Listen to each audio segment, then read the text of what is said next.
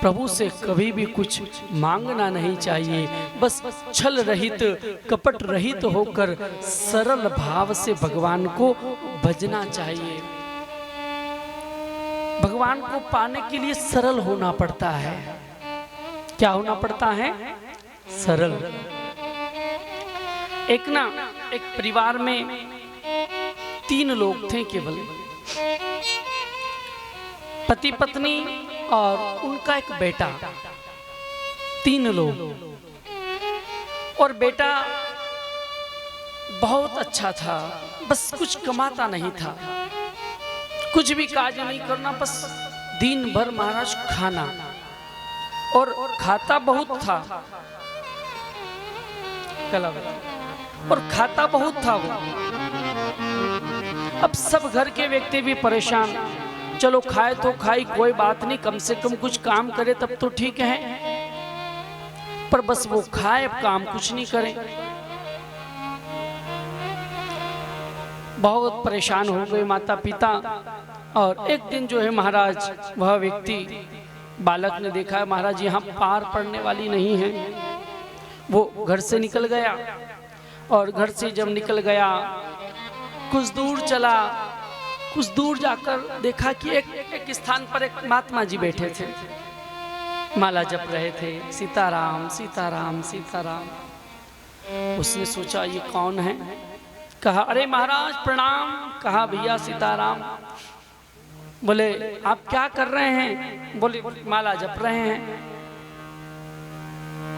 अच्छा, आप कोई काम वाम नहीं करते? बोले नहीं, बस माला जपते हैं। तो महाराज फिर भोजन कहाँ से करते हो? बोले भोजन गुरुजी का आश्रम है और वहीं महाराज दोनों समय भोजन पाते हैं बड़े आनंद पूर्वक। उसने सोचा भैया यही मेरी बनेगी।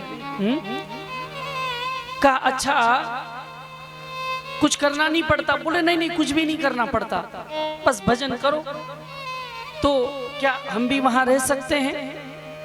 बोले हाँ रह तो सकते हो, पर उसके लिए तुम्हें ये वस्त्र आदि त्यागने पड़ेंगे, संत जैसा वेश धारण करके हमारे गुरुजी से दीक्षा लेकर के फिर आपको रहना पड़ेगा। अच्छा भोजन तो खूब मिलेगा ना? बोला हाँ हाँ आनंद पूर्वक, आप चिंता मत करो, खूब प्रसाद मिलता है आश्रम में महाराज, सब दान आता है भक्तों का और खूब आनंद से प्रसाद बनता है, ठाकुर को भोग लगता है। उसने कहा ठीक। गुरुजी के पास आया, गुरुजी को दंडवत लगा दी और निवेदन किया। गुरुजी ने उसको महाराज दीक्षा आदि दी है और आनंद पूर्वक वह रहने लगा। एक दिन महाराज, अब वहां जो भोजन होता है प्रतिदिन, तो अब महात्माओं का भोजन थोड़ा करते हैं महाराज, जल्दी ही 3 गर्जना हो जाती है जय जय सीताराम और चल देते हैं महात्मा। अब इसका पेट नहीं भरे क्योंकि ये बहुत भोजन करता था, पेट नहीं भरे। एक दिन गुरुजी के पास गया, गुरुदेव। बोले क्या हुआ चेला? बोले कितनी पंगत लगती आश्रम में?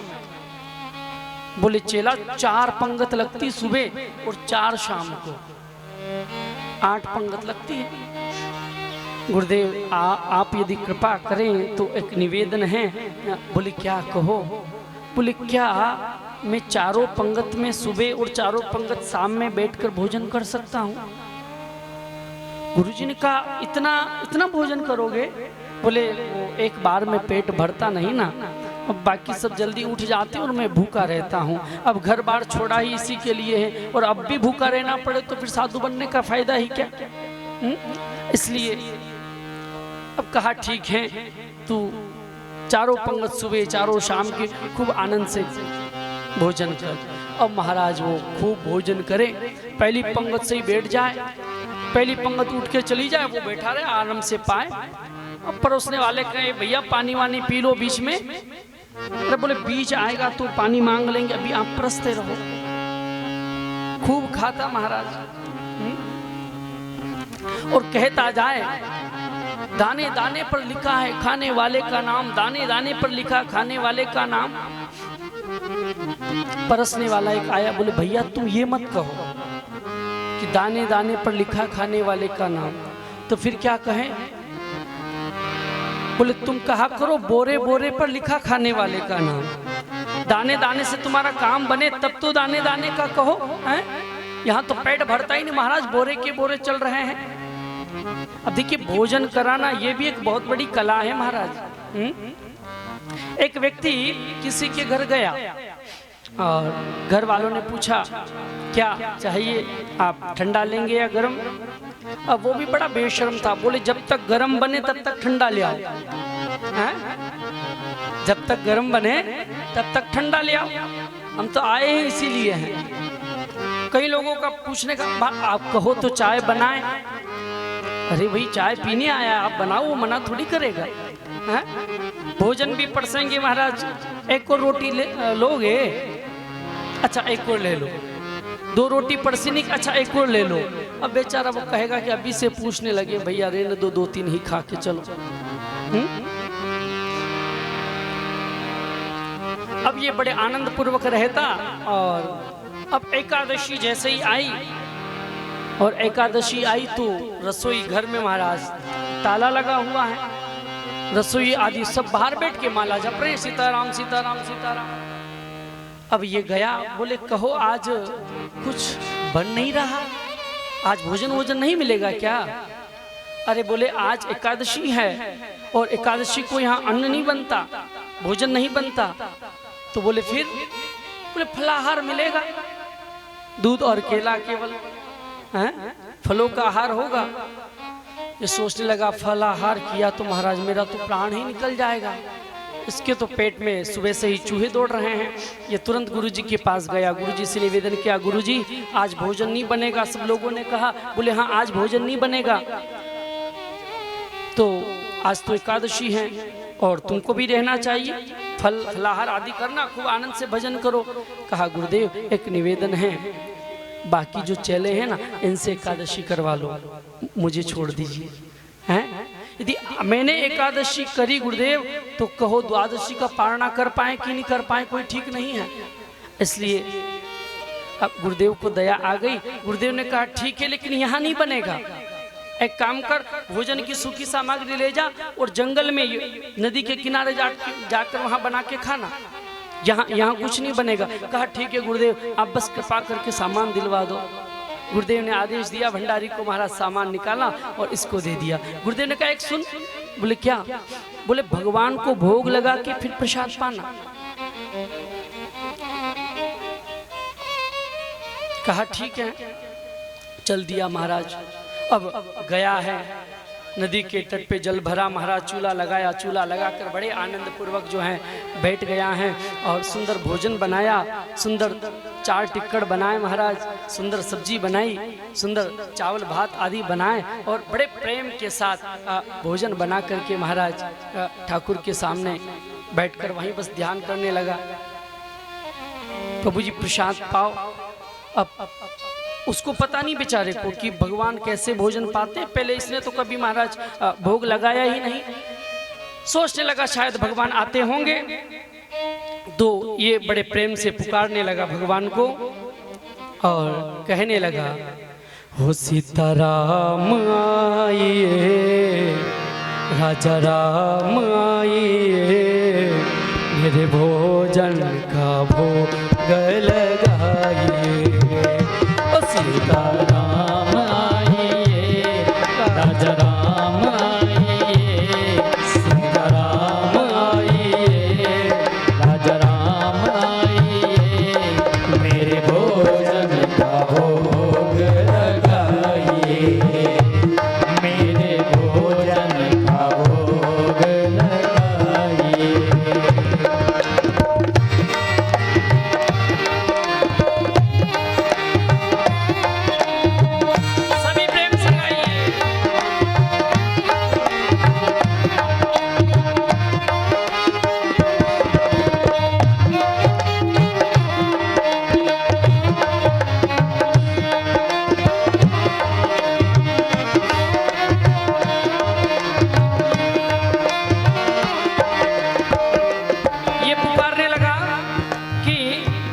प्रभु आइए भोजन का भोग लगाइए। अब बहुत देर हो गई भगवान आते नहीं। सोचने लगा अरे मैं तो भूल ही गया, वहाँ भैया गुरुजी अर्घा आचमनी आसन आदि लगा करके भोजन कराते थे, और अब यहाँ तो ये कुछ है नहीं। अब ये भगवान को कहता है प्रभु यहाँ भले ही ये कुछ ना हो पर ये है, अब वहाँ ये सब कुछ है पर आज ये वहाँ नहीं मिलेगा। इसलिए अरे भाई आसन मिले ना मिले और भोजन मिल जाए तो कम से कम पेट तो भर जाए, ये कहने लगा। आचमनी अर्घान आसनी यहाँ यही मेहमानी, आचमनी अर्घान आसनी आज यही मेहमानी, आचमनी अर्घान आसनी यहाँ यही मेहमानी, आचमनी आरती आज यही मेहमानी। सूखी रोटी पाओ प्रेम से पियो नदी का पानी, सूखी रोटी पाओ प्रेम से पियो नदी का पानी। सीताराम आए राजा राम आए, मेरे भोजन का भोग लगाइए। ओ सीताराम आए राजा राम आए, मेरे भोजन का भोग लगाइए।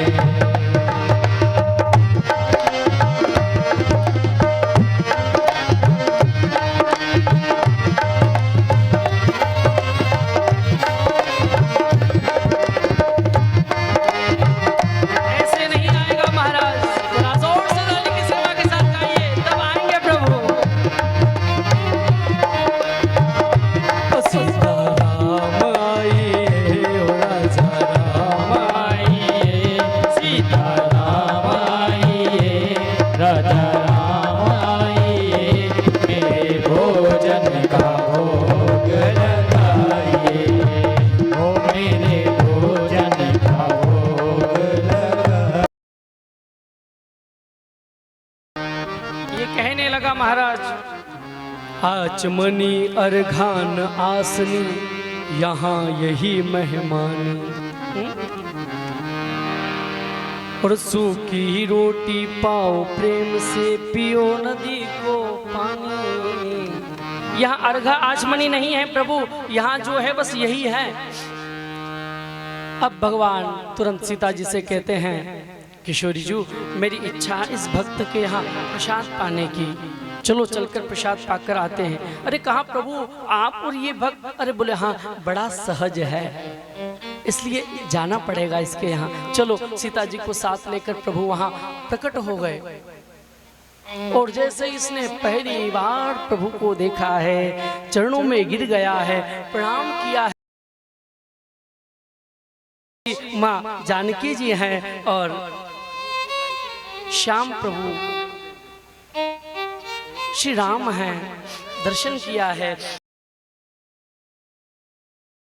थाली लगाई। अब इसको पता नहीं महाराज की राम सोचा होगा अकेले आएंगे, अब दो आ गए तो इसने महाराज दो ही थाली लगाई थी, एक अपनी और एक भगवान की। बोले एक भगवान पालेंगे तो मैं पालूंगा। अब जब दो आ गए महाराज तो दोनों थाली माँ सीता और राम जी ने पाई और कहा भक्त बड़ा सुंदर प्रसाद बना है। अब रोटी की ओर देखे ये कि महाराज एक ही बची है। अब आप तो कह रहे हैं कि अच्छी है, लेकिन अब मुझे कहते कैसे पता चले। भगवान ने आधी और ली और कहा भक्त ये प्रसाद तुम पा लेना, बहुत अच्छा प्रसाद।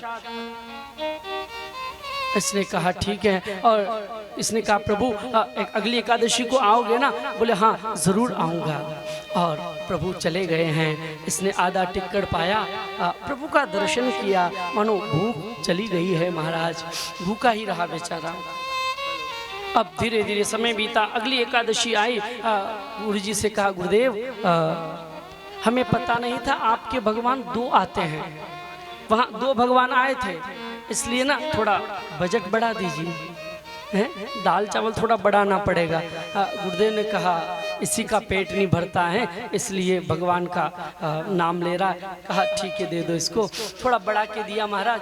अब ये गया और जाकर बड़े प्रेम के साथ फिर गाने लगा, सीता राम आइए, राजा राम आइए, भोजन का भोग लगाइए। प्रभु फिर आए हैं, लेकिन अब प्रभु दो नहीं आए हैं, राम लखन सीता सहित प्रकटे कृपा निधान। आज भगवान राम सीता और लक्ष्मण जी के साथ प्रकट हुए। और इसने जैसे ही महाराज अब 3 थाली लगा रखी थी, अब देखा कि ये तो 3 आ गए। राम जी से कहा, सुनिए प्रभु ये कौन है? बोले ये हमारा भाई है। बोले आपका सखा सगा भाई? बोले हाँ हाँ मेरा सगा भाई है। तो अच्छा ठीक है। प्रसाद लगाया महाराज, लेकिन आज भी महाराज प्रभु ने सब पा लिया है। हैं? आज तो भक्त के लिए प्रसाद भी नहीं छोड़ा। लक्ष्मण जी ने भी कहा, अरे प्रभु बड़ा सुंदर प्रसाद है। अच्छा ठीक है। राम जी जाने लगे, अच्छा भक्त अब हम जाएं? बोले हाँ। बोले अगली एकादशी को? बोले जरूर आएंगे। अच्छा कहा कितने आओगे पहले बता दो, आप हर बार बढ़ बढ़ के आते हो, यहाँ भैया मामला गड़बड़ा जाता है, तो आप बता दो मुझे कितने लोग आओगे। बोले आज आएंगे, चिंता मत करो आप बस।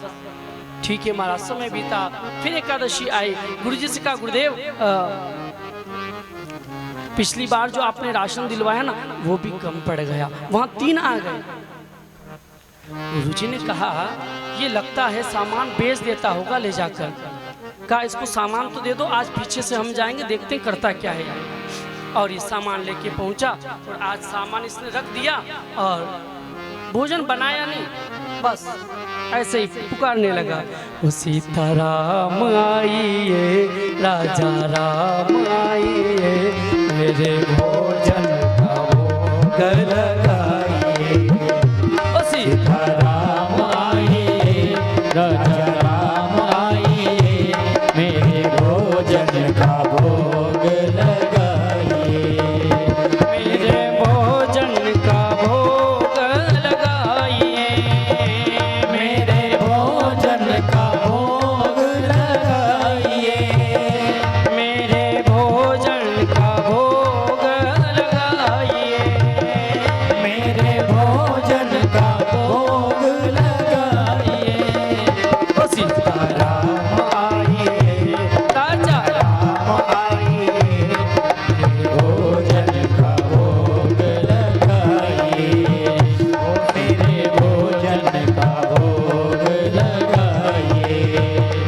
सीताराम आइए, राजा राम आइए, मेरे भोजन का भोग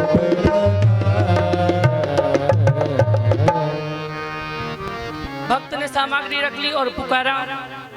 अब भगवान महाराज जब प्रकट हुए ना तो अब 3 नहीं, अब तो राम लखन सीय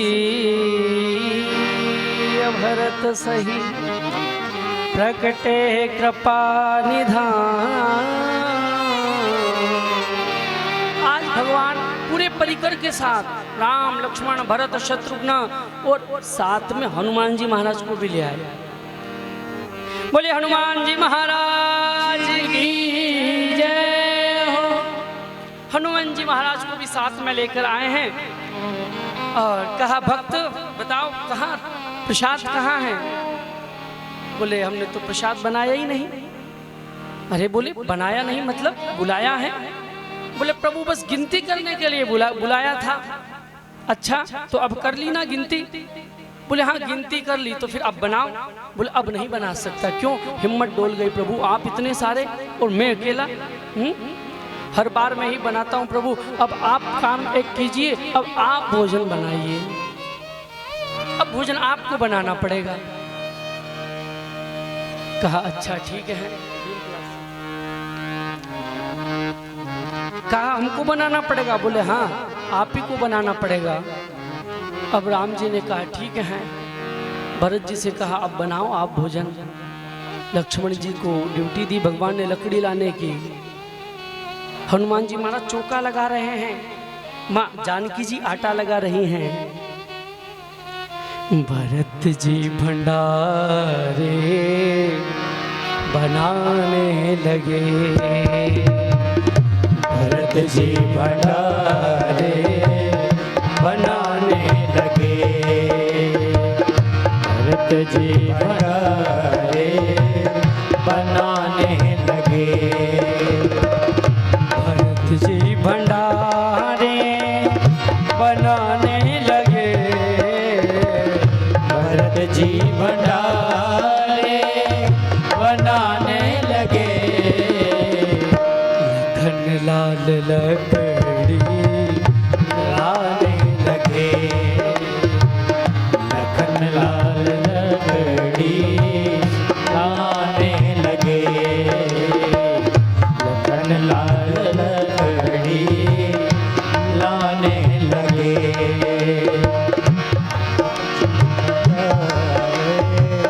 बनाने लगे।